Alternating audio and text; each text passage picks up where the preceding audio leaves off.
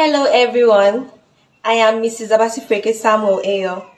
I am the lady in that viral photo of Reverend Father Michael Ugochukwu and Reverend Sister Claire. I knew that the readings this morning would present difficult texts. One of the candidates nominated to be created cardinal by His Holiness Pax Christi Nigerian Catholics. So the month of October, the month of Mary, has finally come to an end. We bless the Lord for granting us the grace that we need from the beginning of the month up till now. Please stay to the end of this video because I have a passionate appeal to make. Alright, so first off, the Catholic Bishops' Conference of Nigeria released a circular on the 1st of October 2024, basically stating what many people had a lot of doubt about. That is about the status of Catholic priests who veer into partisan politics. And they laid it out plainly and clearly that no Catholic priest who allows himself to participate in partisan politics or contest for public office can at the same time continue to serve as a priest in the Catholic Church. So they were, as far as we are concerned, at least some of us, were stating the obvious because in the case of the governor of Benue State, for some of us who may not know, the Catholic Bishop of Boko, His Excellency Bishop Avanya, had actually done the needful the moment Reverend Father Alia decided to veer into partisan politics by picking up the nomination form of the ruling party. Okay, so this was the bishops basically just laying it out clearly, re-emphasizing what the local ordinary of Reverend Father Hyacinth Alia had already released. The second father decided to, become a governor, running for the office of governor of Benue State. All right, so this had all the markings of something that the bishops had planned to do, and they marked this particular period, October, and the 1st of October actually, to release this document stating clearly and categorically what the stand of the church is concerning priests who decide to veer into partisan politics. Next, in the month of October, we had the saga, obviously, of the purported marriage of a fake Catholic priest and a Catholic sister, a certain Father Michael Ezeh, whom we later discovered was not even existing. And this crazy individual used the images of an innocent man and his wife, who are members of the Brotherhood of the Cross and Star, to generate this ridiculous news about a Catholic priest getting married to a Catholic sister. In a very funny twist, following the whole brouhaha that came out as a result of this, the lady and her husband decided to do a video to further clear the air about this fake marriage, this fake news, talking about a non-existent Catholic priest who was married to a Catholic sister. And I remembered saying at that video that this clearly shows how important it is for us to not believe everything we see on social media. All right? If you see something, don't take it hook, line, and sinker. Make your research. Research, double check, triple check before you come to any conclusions. But, as we normally hear, there's this proverb that says, before the truth has finished buckling his shoes, the lies has done a sprint around the whole world, maybe 2 or 3 times, and that is exactly what happened. Okay, so this is again obviously stating clearly there was no such thing. Okay, there is no such thing. All right, and like the lady clearly said in her video, they are not Catholic. They are not Catholics. They are not members of the Catholic Church. They are rather members of the Brotherhood of the Cross and Star. Okay, and then finally, in the month of October, we heard the news of this bishop from Indonesia, this Catholic bishop from Indonesia, His Excellency Bishop Pascalis Bruno, who had rejected the offer made by Pope Francis to create him cardinal sometime later this year, December to be precise. He had been made bishop in Indonesia in 2013, and the Holy Father felt it was right to elevate this particular bishop to the rank of cardinal.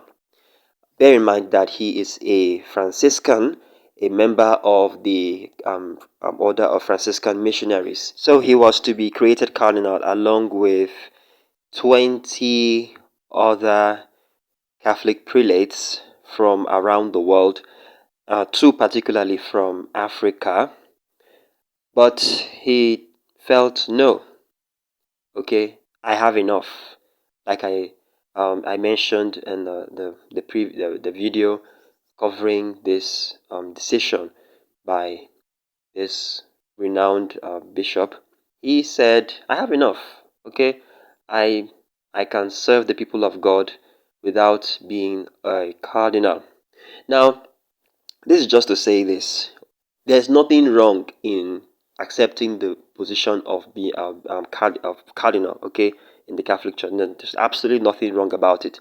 In fact, I think that probably if he had accepted this role, if he had accepted being to be to become a cardinal, you know, yeah, it gives you some kind of will I say leverage, okay, in some certain matters when it relates to leadership in the church.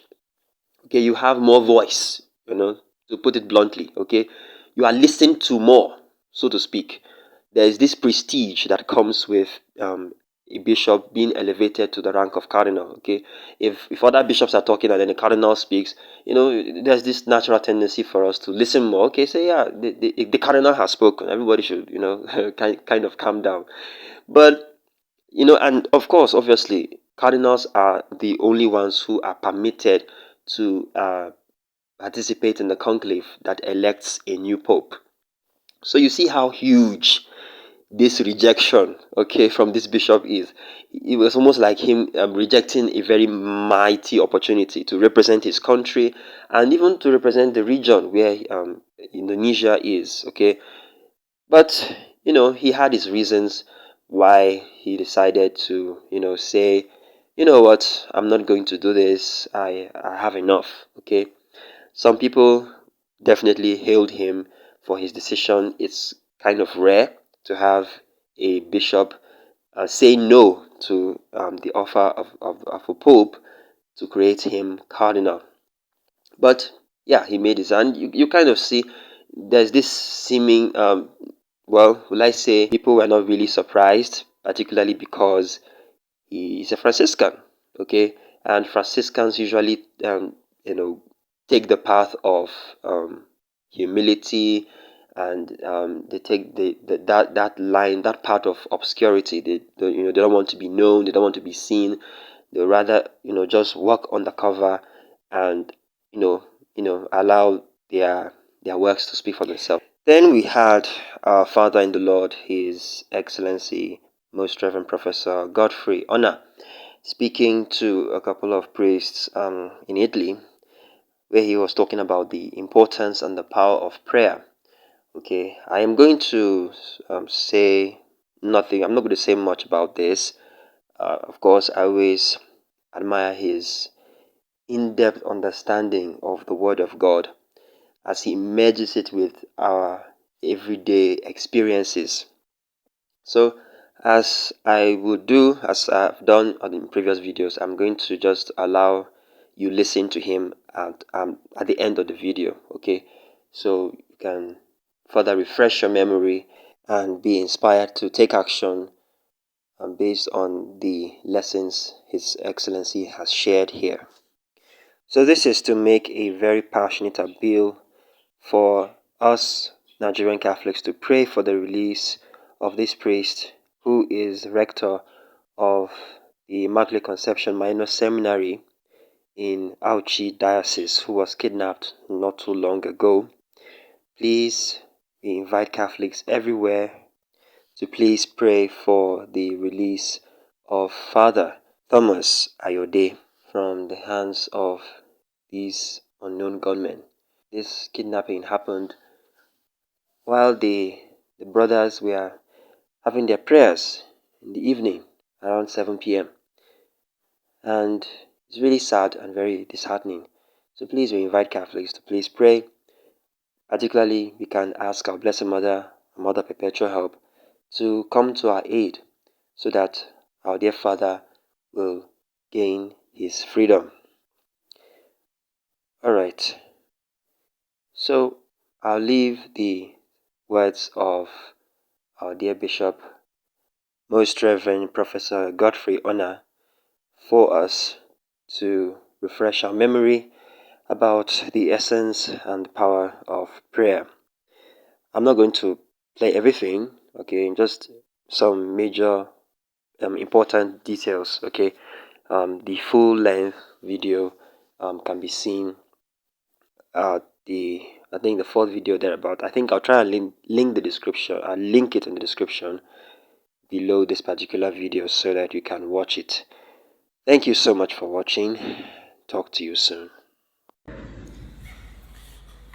But the texts, both of the first reading and the gospel, they are complicated, and it's difficult to know exactly what to underline for our reflection.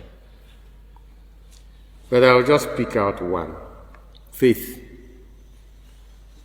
the transforming power of faith in God. And I'm not going to give you any dogmatic reflection or lecture on faith. Many of you are dogmatic theologians. No matter philosophy, we create more problems than we can solve.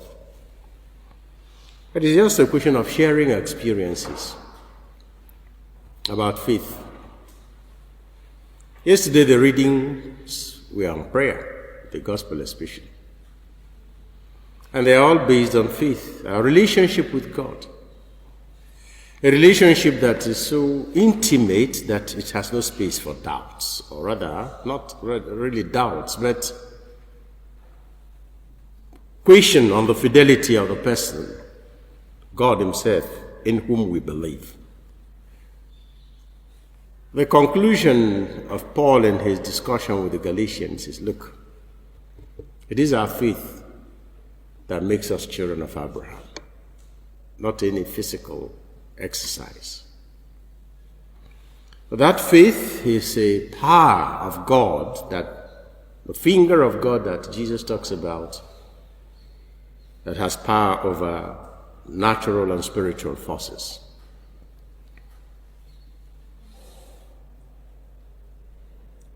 A testimony about the power of faith.